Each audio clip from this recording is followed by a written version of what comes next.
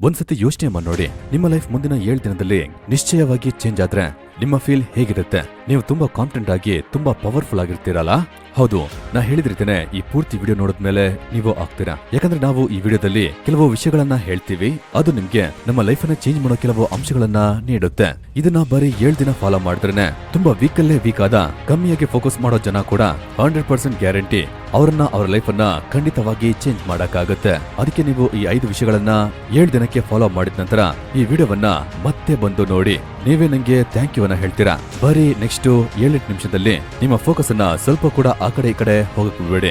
ಈ ವಿಡಿಯೋದಲ್ಲಿ ನಿಮ್ಮ 100% ಅಟೆನ್ಷನ್ ನ ಕೊಡೋದಿಕ್ಕೆ ನಿಮ್ಮನ್ನ ನೀವು ಚಾಲೆಂಜ್ ಮಾಡ್ಕೊಳ್ಳಿ. ಯಾಕಂದ್ರೆ ಬರೋ 7-8 ನಿಮಿಷದಲ್ಲಿ ನಿಮ್ಮ ಜೀವನದ ನೆಕ್ಸ್ಟ್ 70 ವರ್ಷವನ್ನ ಚೇಂಜ್ ಮಾಡುತ್ತೆ. ಯಾಕಂದ್ರೆ ನಾವು ಹೇಳೋದನ್ನ 7 ದಿನಕ್ಕೆ ಫಾಲೋ ಮಾಡಿದ್ರೆ 7 ದಿನದಲ್ಲಿ ನಿಮ್ಮ ಲೈಫ್ ಅಲ್ಲಿ ಒಂದು ದೊಡ್ಡ ಚೇಂಜಸ್ ಅನ್ನ ನೀವು ನೋಡ್ತೀರಾ. ಬಿಕಾಸ್ ನಮ್ಗೆ ಗೊತ್ತು ಆ ಚೇಂಜಸ್ ನಿಮ್ಮಲ್ಲಿ ಖಂಡಿತ ನೀವು ಫೀಲ್ ಮಾಡ್ತೀರಾ. ನಾವು ಸುಮಾರು ವಿಷಯಗಳನ್ನ ಮಾಡ್ಬೇಕು ಅಂತ ಅನ್ಕೋತೀವಿ, ಆದ್ರೆ ಅದನ್ನ ಹೇಗ್ ಮಾಡ್ಬೇಕು ಅಂತ ನಮ್ಗೆ ಅರ್ಥ ಆಗಲ್ಲ.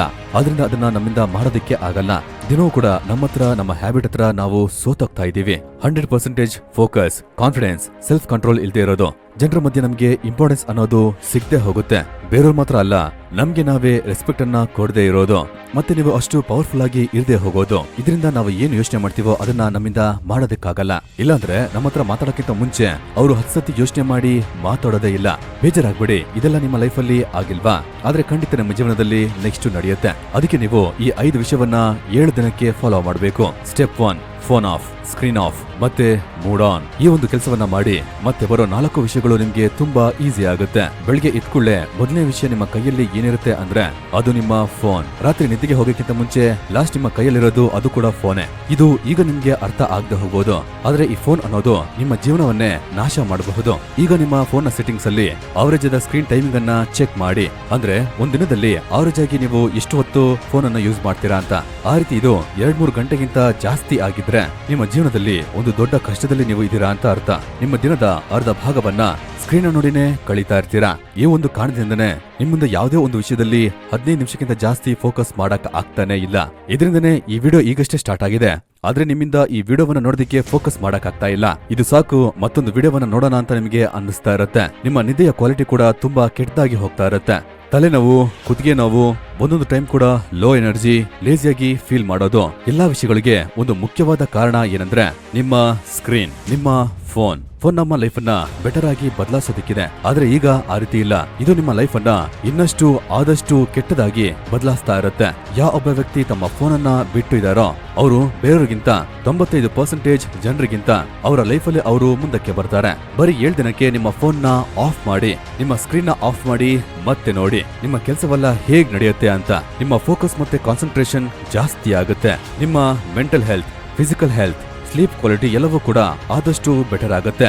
ಫ್ರೆಂಡ್ಸ್, ನಮ್ಮ ಎಲ್ಲರಿಗೂ ಜೀವನದಲ್ಲಿ ಒಂದು ಒಳ್ಳೆ ಕೆಲಸ, ಜೀವನದಲ್ಲಿ ಒಂದು ಫುಲ್ಫಿಲ್ಮೆಂಟ್, ಫೈನಾನ್ಷಿಯಲಿ ಸ್ಟೇಬಲ್ ಆಗಬೇಕು, ಶ್ರೀಮಂತರಾಗಬೇಕು ಅಂತ ಎಲ್ರಿಗೂ ಆಸೆ ಇರುತ್ತೆ. ಒಂದು ಬೀಜದಲ್ಲಿದ್ದ ಮರವನ್ನ ಹೊರಗಡೆ ತರೋ ಹಾಗೆ ನಮ್ಮ ಕನಸನ್ನ ನಾವು ನನ್ಸ್ ಮಾಡ್ಕೊಳ್ಳೋದಿಕ್ಕೆ ನಾವು ಮಾಡೋ ಆ ಜರ್ನಿಯಲ್ಲಿ ನಮ್ಗೆ ತುಂಬಾ ಯೂಸ್ಫುಲ್ ಆಗಿರೋದು ನಮ್ಮ habit. Step 2, practice no fap. No fap ಅನ್ನೋದು ಮಿತ್ತ? ಇದು ನಿಜವಾಗ್ಲೂ ಕೆಲಸ ಮಾಡುತ್ತಾ? ಮಾಸ್ಟರ್ಬೇಷನ್ ಹೆಲ್ದಿನಾ ಅಥವಾ ಅಲ್ವಾ? ಸುಮಾರು ಕ್ವಶನ್ಸ್ ಇದೆ, ಆದ್ರೆ ಅದಕ್ಕೆ ಉತ್ತರ ಒಂದೇ. ಅಷ್ಟೆಲ್ಲ ಯೋಚನೆ ಮಾಡಬೇಡಿ. ಆ ರೀತಿ ಯೋಚನೆ ಮಾಡ್ತಾ ಇದ್ರೆ ಯೋಚನೆ ಮಾಡ್ತಾನೆ ಇರ್ತೀರಾ. ನೋ ಫ್ಯಾಪ್ ಮಾಡೋದ್ರಿಂದ ನಮ್ಗೆ ಬೆನಿಫಿಟ್ ಸಿಗುತ್ತಾ? ಅದನ್ನ ನಾವು ತಿಳ್ಕೊಳ್ಳೋದಿಕ್ಕೆ ಬೆಸ್ಟ್ ವೇ ಅಂದ್ರೆ ನೀವೇ ಇದನ್ನ ಟ್ರೈ ಮಾಡಿ ನೋಡೋದು. ಅದ್ರಲ್ಲಿ ಏನ್ ಬೆನಿಫಿಟ್ ಸಿಗುತ್ತೆ ಅಂತ ನಾನ್ ನಿಮ್ಗೆ ಹೇಳಲ್ಲ. ನೋ ಫ್ಯಾಪ್ ಮಾಡೋದ್ರಿಂದ ಬೆನಿಫಿಟ್ ಏನಂತ ನಿಮ್ಗೆ ಗೊತ್ತಾಗುತ್ತೆ. ನೋ ಫ್ಯಾಪ್ ನ ಪರ್ಪಸ್ ಏನಂದ್ರೆ ನೀವು ನಿಮ್ಮ ಸೆಲ್ಫ್ ಕಂಟ್ರೋಲ್ ನ ಮಾಸ್ಟರ್ ಮಾಡ್ಬೇಕು. ಹೇಳ್ದೆ ತಾನೆ, ನೀವು ನಿಮ್ಮ ಕಂಟ್ರೋಲ್ ನ ಕಳ್ಕೊಂಡ್ರಿ. ಇನ್ಸ್ಟಾಗ್ರಾಮ್ ಅಲ್ಲಿ ಹಾಟ್ ಮಾಡೆಲ್ ನ ನೋಡ್ಬಿಟ್ರೆ, ಫ್ರೆಂಡ್ಸ್ ಕಳ್ಸಿರೋ ಆ ರೀಲ್ಸ್ ನ ನೋಡ್ಬಿಟ್ರೆ, ಇಲ್ಲಾಂದ್ರೆ ಒಂದು ಹೆಣ್ಣಿನ ಅಂದವನ್ನ ನೋಡ್ಬಿಟ್ರೆ, ಅದ್ರ ನಂತರ ನೈಟ್ ಅಥವಾ ಹಗಲು ಆ ದಿನ ಹೋಗೋದು ಗೊತ್ತೇ ಆಗಲ್ಲ. ಫೋನ್ ನ ತಗೊಂಡು ನೀವು ಬಾತ್ರೂಮ್ ಗೆ ಹೋಗ್ಬಿಡ್ತೀರಾ. ಸರಿ, ಫೋನ್ ಡಿಸ್ಟ್ರಾಕ್ಷನ್ ಇಂದ ನೀವು ನಿಮ್ಮನ್ನ ಒಂದ್ಸತಿ ಕಾಪಾಡ್ಕೋಬಹುದು, ಆದ್ರೆ ನಿಮ್ಮ ಮೆದ್ಲಲ್ಲಿರೋ ಆ ಕಸವನ್ನ ನೀವು ಖಂಡಿತವಾಗಿ ಕ್ಲೀನ್ ಮಾಡ್ಬೇಕು ತಾನೆ. ಸೊ ಅದಕ್ಕೋಸ್ಕರ ನೀವು ನೋ ಫ್ಯಾಪ್ ನ ಪ್ರಾಕ್ಟೀಸ್ ಮಾಡ್ಬೇಕು. ಕೆಟ್ಟ ಯೋಚನೆ ಬಂದ್ರೆ ಅದನ್ನ ಕಂಟ್ರೋಲ್ ಮಾಡೋದಕ್ ನೋಡಿ. ಎಷ್ಟು ಸತಿ ಅದನ್ನ ಪ್ರಾಕ್ಟೀಸ್ ಮಾಡ್ತಿರೋ ಅಷ್ಟು ಸತಿ ನೀವು ವಿನ್ ಆಗ್ತೀರಾ. ಇದನ್ನ ಸ್ಟಾರ್ಟ್ ಮಾಡೋದಿಕ್ಕೆ ನೀವು ಬರೀ 7 ದಿನಕ್ಕೆ ಕಂಟ್ರೋಲ್ ಮಾಡಿದ್ರೆ ಸಾಕು.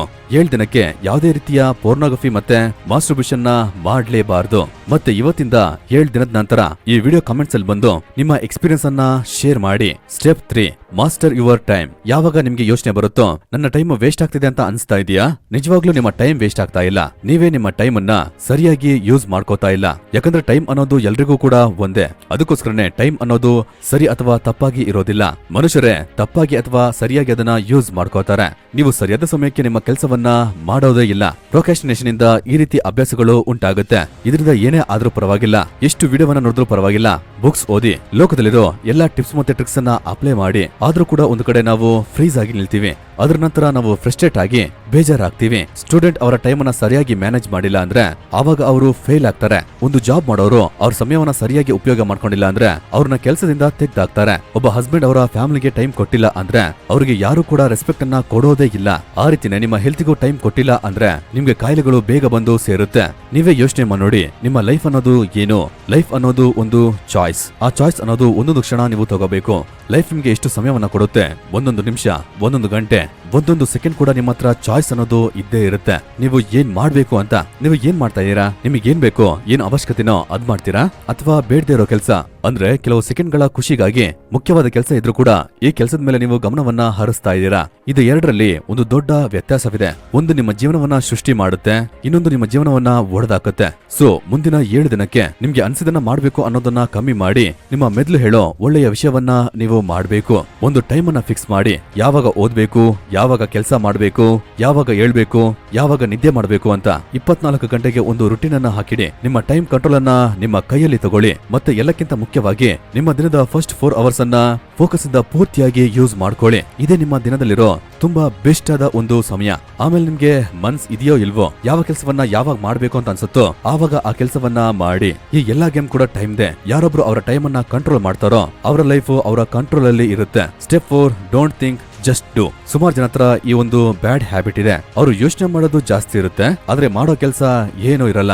ಮತ್ತೆ ನಮ್ಮ ಜೀವನವನ್ನ ಸರಿಯಾಗಿ ಬಾಳ್ದೇ ಇರೋದಕ್ಕೆ ಬಿಡದೇ ಇರೋ ಒಂದು ವಿಷಯ ಏನಂದ್ರೆ ದಟ್ ಈಸ್ ಓವರ್ ಥಿಂಕಿಂಗ್. ನೀವು ಯೋಚನೆ ಮಾಡಿ, ನಿಮ್ಮ ಕೈಯಲ್ಲಿ 1 ಲೋಟ ನೀರನ್ನ ಕೊಡ್ತಾರೆ. ನೀವು ನಿಮ್ಮ ಕೈಯಿಂದ ಆ ಗ್ಲಾಸ್ ಅನ್ನ ಮೇಲಕ್ಕೆ ಎತ್ತಿ ಇಟ್ಕೋಬೇಕು. ಆ ರೀತಿ ಆ ಗ್ಲಾಸ್ ಅನ್ನ 1 ನಿಮಿಷಕ್ಕೆ ಇಟ್ಕೊಂಡಿದ್ರೆ ಆವಾಗ ನಿಮ್ಗೆ ಏನೋ ಅನ್ಸೋದೇ ಇಲ್ಲ.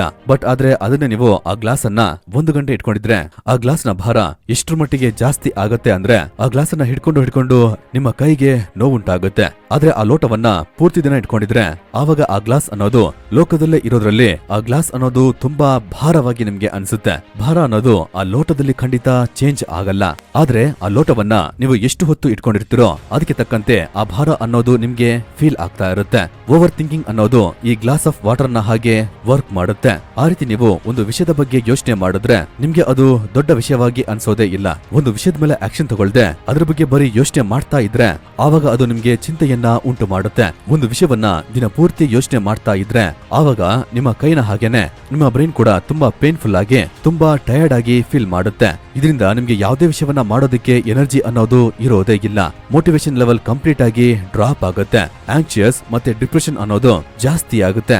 ಓವರ್ ಥಿಂಕಿಂಗ್ ಚೇಂಜ್ಗೆ ಆಪೋಸಿಟ್ ಆಗಿ ಕೆಲಸ ಮಾಡುತ್ತೆ. ನೀವು ನಿಮ್ಮನ್ನ ಚೇಂಜ್ ಮಾಡ್ಬೇಕು ಅಂತ ಅನ್ಕೊಂಡ್ರೆ ಆವಾಗ ಈ ಅಭ್ಯಾಸವನ್ನ ನಿಲ್ಲಿಸಬೇಕು. ಈ ಚಾಲೆಂಜ್ ನ 7 ದಿನದಲ್ಲಿ ಈ ಸಿಂಪಲ್ ಆದ 7 ಟ್ರಿಕ್ ಅನ್ನ ನೀವು ಯೂಸ್ ಮಾಡಿ.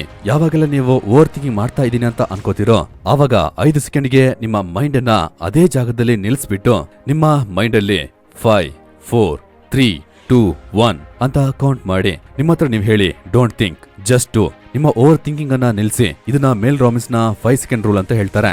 ಮತ್ತೆ ನೀವು ಯಾವುದೇ ಒಂದು ಕೆಲಸವನ್ನ ಮಾಡ್ತಾ ಇದ್ರೋ ಮತ್ತೆ ಅದ್ರ ಮೇಲೆ ನೀವು ಕಾನ್ಸಂಟ್ರೇಟ್ ಮಾಡಿ. ನೀವೊಂದು ಕೆಲಸದಲ್ಲಿ ಎಷ್ಟರ ಮಟ್ಟಿಗೆ ತುಂಬಾ ಬ್ಯುಸಿ ಆಗಿರ್ತೀರೋ ನಿಮ್ಮ ಓವರ್ ಥಿಂಕಿಂಗ್ ಕೂಡ ಅಷ್ಟರ ಮಟ್ಟಿಗೆ ಕಮ್ಮಿ ಆಗುತ್ತೆ. ನೀವು ಹೇಳಿದನ್ನ ಕೇಳಿರ್ತೀರಾ, empty mind is house of evil ಅಂತ.